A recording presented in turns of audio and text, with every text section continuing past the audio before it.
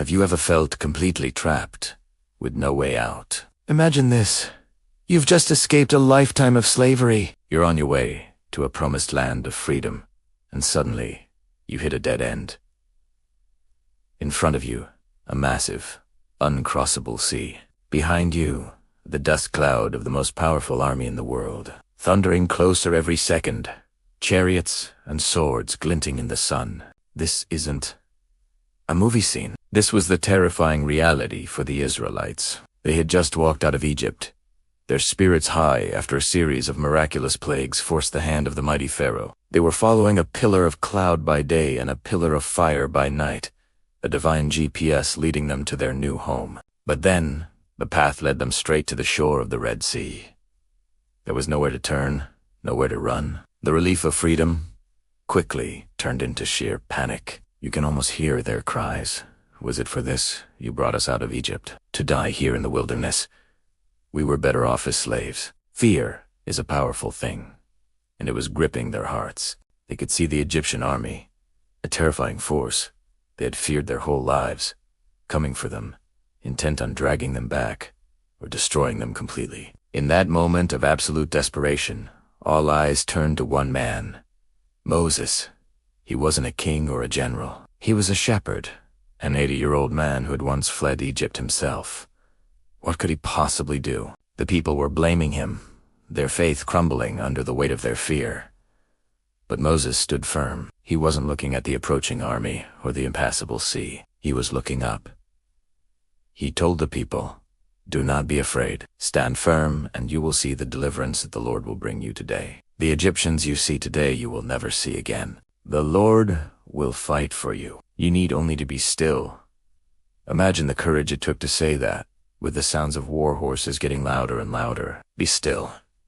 It seems like the craziest advice in the world, when every instinct is screaming to run, to fight, to do something. But Moses' faith was in something bigger than the army, bigger than the sea. He believed in the promise that had led them this far. Then, God gave Moses a simple, almost bizarre instruction. Raise your staff and stretch out your hand over the sea to divide the water so that the Israelites can go through the sea on dry ground. A stick against an ocean.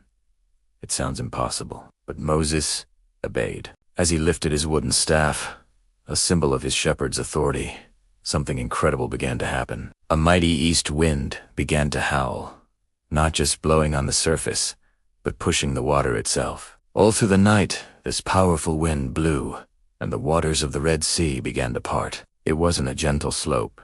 The Bible describes it as a wall of water on their right and on their left. A corridor of dry land opened up right through the middle of the sea. Can you even picture it? The seabed, normally hidden in darkness, now a path lit by the pillar of fire. The towering walls of water, teeming with life, held back by an unseen hand. The Israelites, moments ago paralyzed by fear, were now walking on dry ground, with the very thing that was their barrier now serving as their fortress walls. They walked through the night, a nation on the move between two liquid walls. As the last Israelite stepped onto the far shore, the Egyptian army, in their arrogance, charged into the same path. They saw it as a strategic advantage, a way to trap the Israelites for good. But the path wasn't made for them. Once they were all in the heart of the sea, Moses once again stretched out his hand. The wind stopped. The invisible walls of water collapsed. The sea returned to its full force, and the entire Egyptian army, with its chariots and horsemen, was swallowed by the waves. At dawn, the Israelites stood on the other side, safe and truly free. They looked back and saw not a single soldier. The threat was gone, completely and utterly defeated. The sea that had been their greatest fear was now the instrument of their salvation. This story isn't just about a historical miracle. It's a powerful reminder that sometimes, when we feel trapped, when the odds are stacked against us and the situation seems impossible, the solution can come from the most unexpected place. It's about having faith when fear is screaming, and trusting that even when we're at a dead end, a path can be made where there was no path before. What's your Red Sea moment? What feels like an impassable obstacle in your life right now? This story teaches us that what looks like an end can actually be the beginning of an incredible breakthrough. Thanks for watching.